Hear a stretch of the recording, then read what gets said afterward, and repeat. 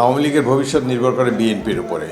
আমরা যদি জনগণের আশা আকাঙ্ক্ষা পূরণ করতে পারি, আমরা যদি শহীদ রাষ্ট্রপতি জিয়াউর রহমানের পথ অনুসরণ করে বাংলাদেশি জাতীয়তাবাদকে অনুসরণ করে বাংলাদেশকে সমৃদ্ধির পথে নিয়ে যেতে পারি, তাহলে আওয়ামী লীগ চিরতরের জন্য বাংলাদেশের দল থেকে মুছে যাবে।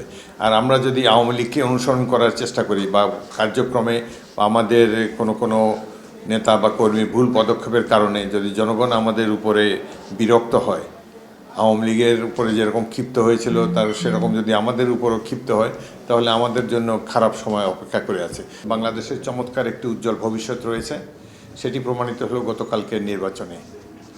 সকল পরাশক্তি প্রতিবেশী রাষ্ট্রের ভ্রুকুটি উপেক্ষা করে বাংলাদেশের জনগণ স্বাধীনতা সার্বভৌমত্বের পক্ষে রায় দিয়েছে এবং তারা যে ভোট দিতে জানে এটাই প্রমাণিত হয়েছে।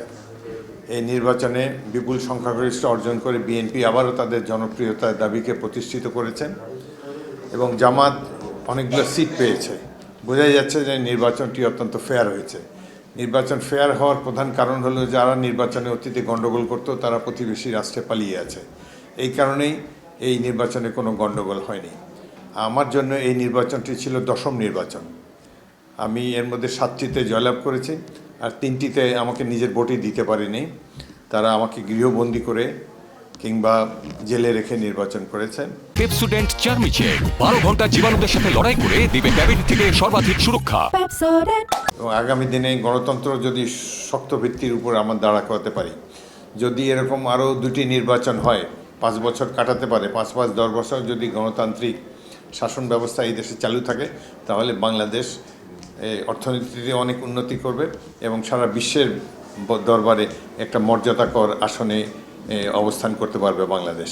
বাংলাদেশে 2টি দল, বিএনপি এবং আওয়ামী লীগ।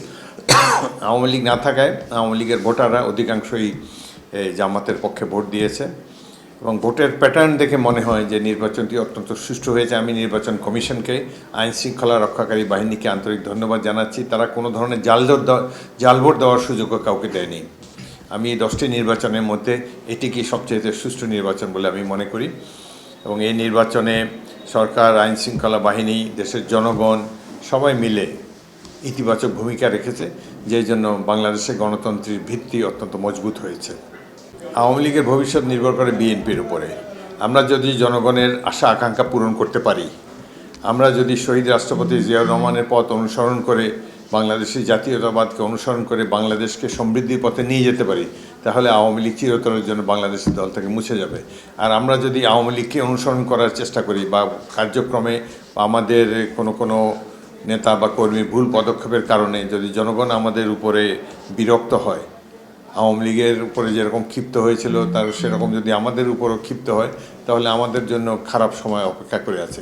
সুতরাং আগামীতে বাংলাদেশ কেমন চলবে, অর্থনীতি কেমন হবে, রাজনৈতিক স্থিতিশীলতা থাকবে কিনা, এটা পুরোপুরি বিএনপির উপর নির্ভর করে এবং এখানে তারেক রহমানের নেতৃত্ব অত্যন্ত গুরুত্বপূর্ণ ভূমিকা পালন করবে।